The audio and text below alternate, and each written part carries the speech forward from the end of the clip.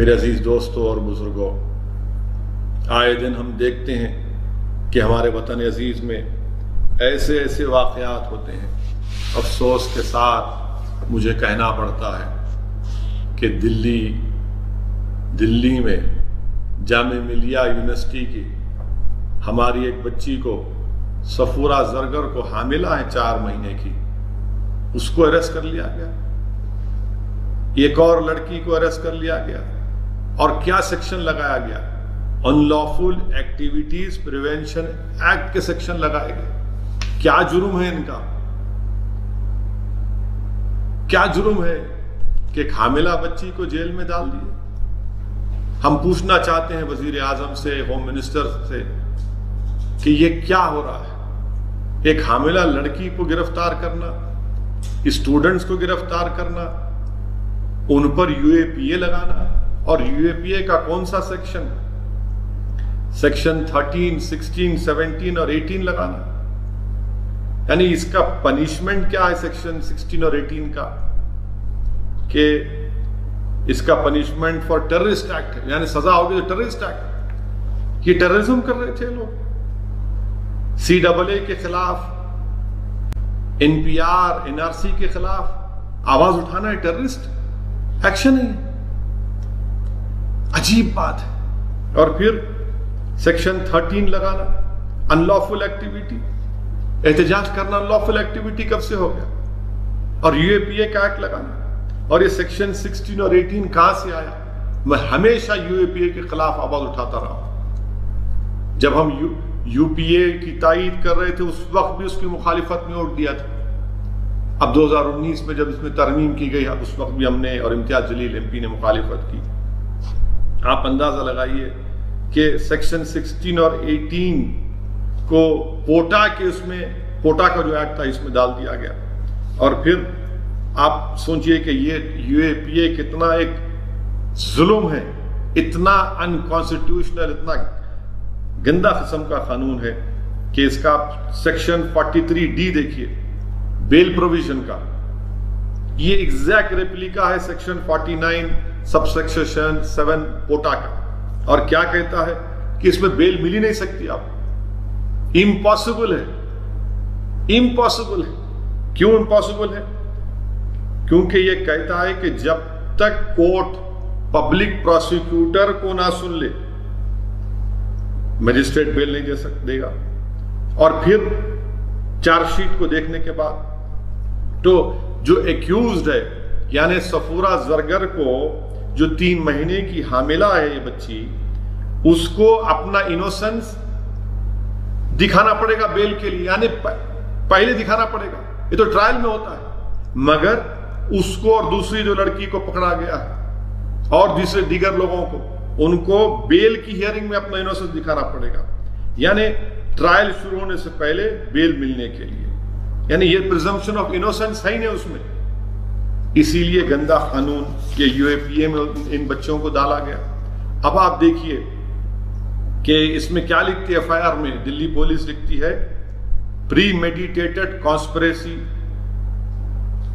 کون سی کانسپریسی؟ کہاں کی کانسپریسی ہے؟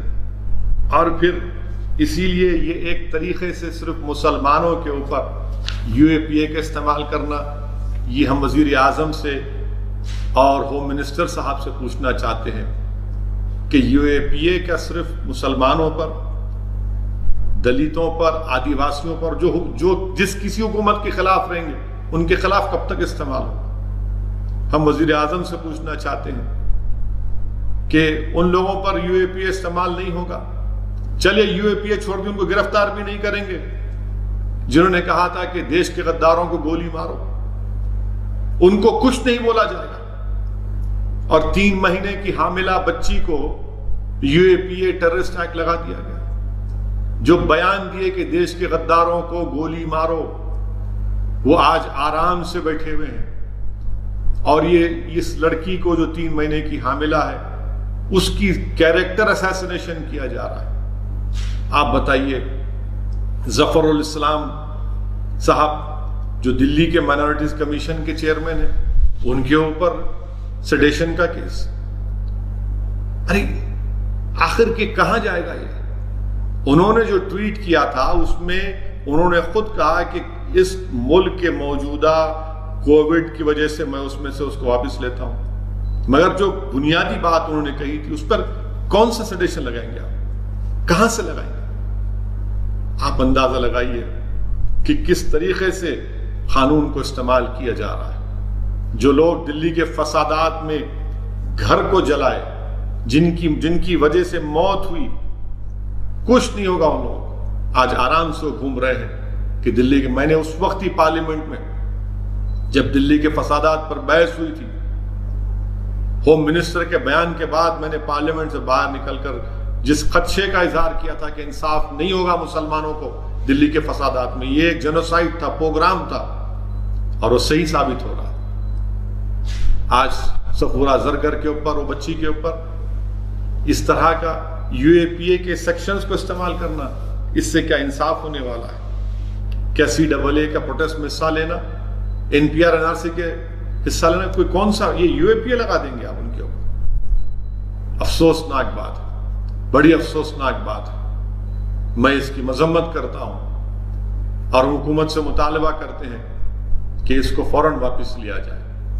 تیسری اہم بات کہ ہمارے وطن عزیز میں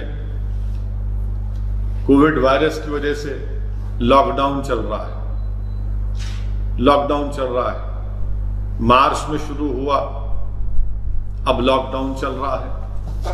تلنگانہ میں 29 مئی تک لاک ڈاؤن رہنے والا ہے۔ میں شروع دن سے کہہ رہا ہوں، میں نے اس پر آرٹیکل بھی لکھا، قانون دانوں سے مشورہ کر کے، کہ یہ لاک ڈاؤن انکانسٹیٹیوشنل ہے۔ آپ national disaster management act, epidemic act کے تحت گورنمنٹ آف انڈیا پورے ملک میں لاک ڈاؤن نہیں ڈال سکتی، یہ فیڈرلزم کے خلاف ہے، یہ اسٹیٹ سبجیکٹ ہے۔ مجھے نہیں معلوم کہ اسٹیٹ گورنمنٹس خاموش کیوں ہیں۔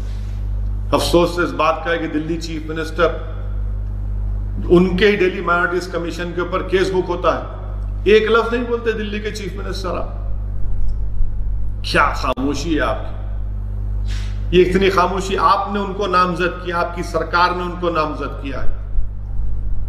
72 ایئر اولڈ ہے وہ آدمی، آپ بتائیے